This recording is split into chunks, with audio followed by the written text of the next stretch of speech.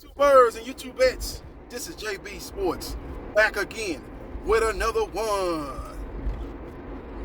Just got through watching The Last Stand podcast featuring Brian Custer, who also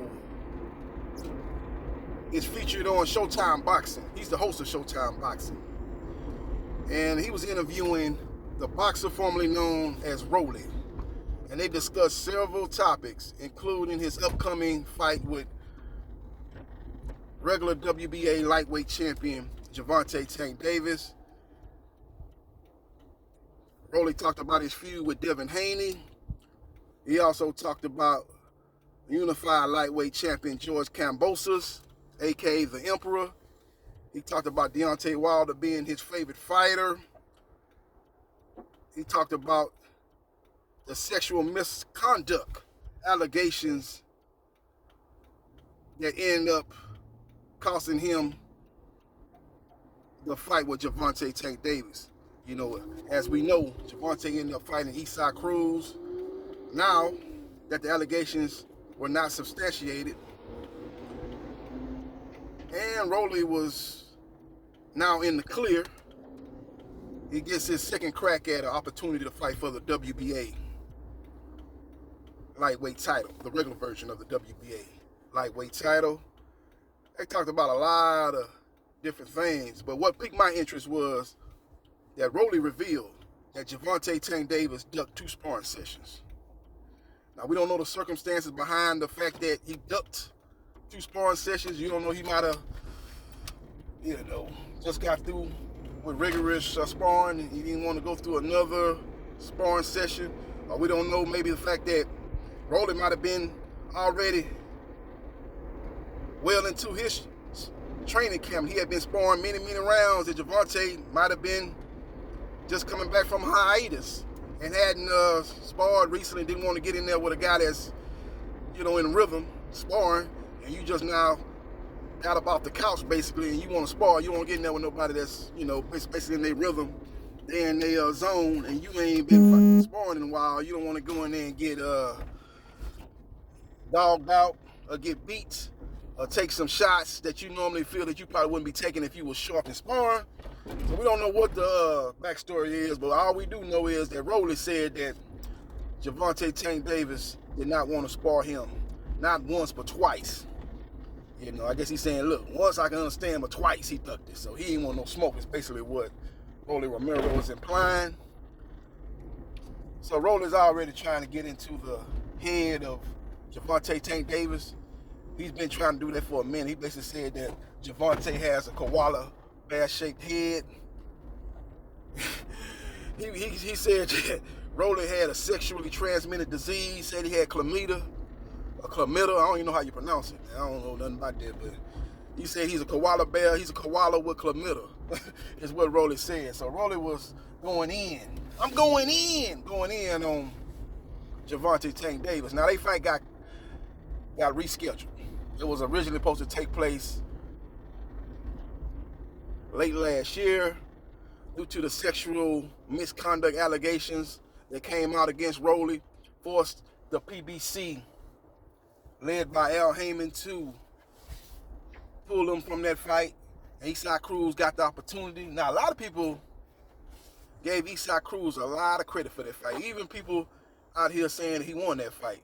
I have a big problem with that because I have a big problem with that in general. A lot of times when you got a fighter that overperforms, that don't mean he won the fight. Same thing goes with Jack Cattrall. These people out here, especially in the UK, out here crying and bemoaning that Jack Cattrall got robbed. Now, he didn't get robbed. The other UK fighter back in the day was the one that got robbed. That's Lennox Lewis in the first Holyfield fight. That's who got robbed. Jack Cattrall did not get robbed. He won the fight, in my opinion. I had it 113, 112. But the way they acting like Cattrall won the fight like 10-2. 10 rounds to 2 or something like that. He really got messed over. There's no way in the world he should have lost that fight. It was a lot of close rounds. Cattrall fought off the back foot way too much. And it cost him the fight, man. When you fighting an undisputed junior welterweight champion, you got to go take his belt. You know what I'm saying? If it's any kind of confusion about the outcome, don't expect to get the decision, man. But Jack Cattrall don't need to be crying. His fans don't need to be crying. he's going to get another opportunity. He fell from the rankings, I think, from number 1 to number 3 in the WBO or one of those section and body organizations.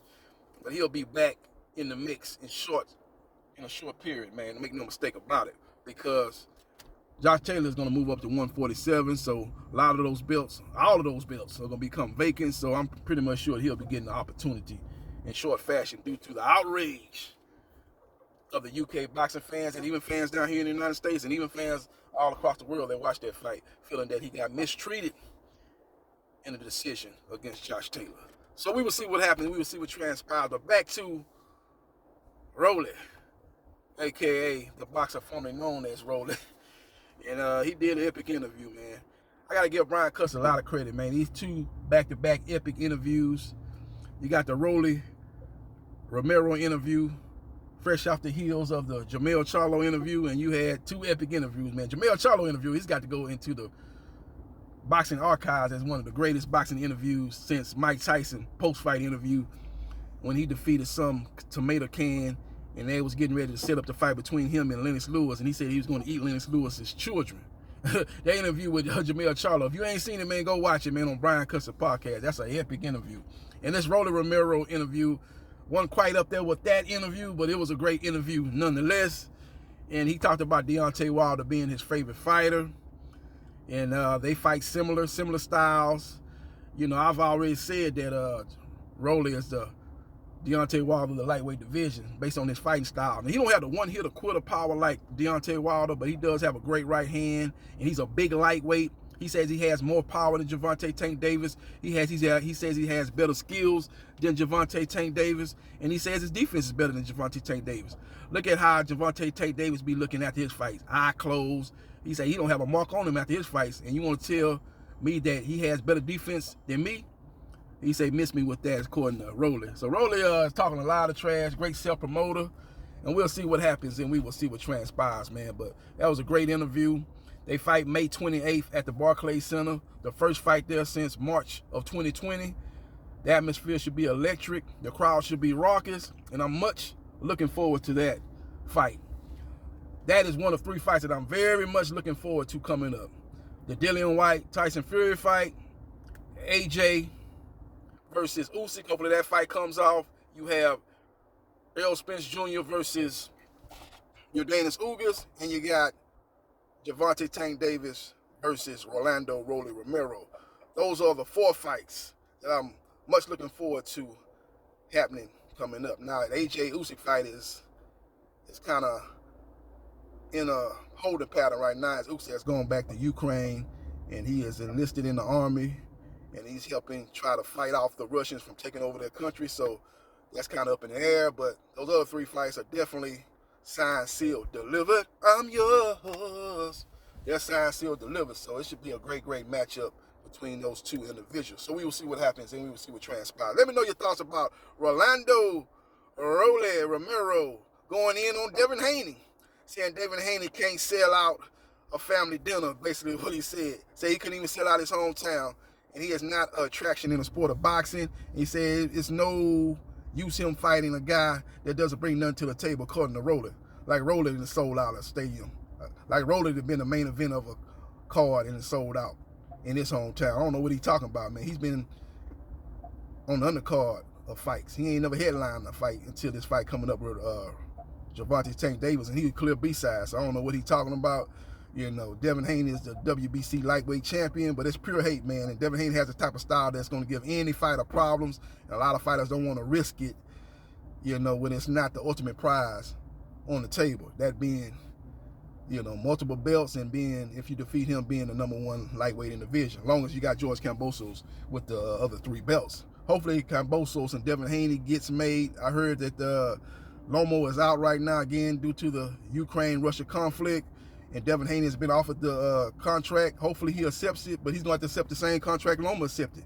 If you remember, Lomo accepted a rematch clause that would have the fight take place right back in Australia if he defeats Kambosos. Will Devin Haney be willing to do that? I heard his promoter, Eddie Hearn, say not too long ago that we will fight the first fight in Australia. If we win, we want the second fight in America. So will that be a deal breaker? That remains to be seen. We will see what happens, and we will see what transpires. Let me know your thoughts about Rolly Romero, who in my opinion has done the best job in the last year and a half increasing his profile. And he's been doing it coming up from the mud, all grassroots, because he ain't had a network behind him promoting him. He ain't had Mayweather Promotions behind him promoting him like Gervonta Tank Davis, even though he signed with Mayweather Promotions just like Davis. He ain't had the promotional push behind him like they have pushed behind Gervonta Tank Davis. He's got his through the mud, and I give him credit for that. Great self-promoter, great trash talker.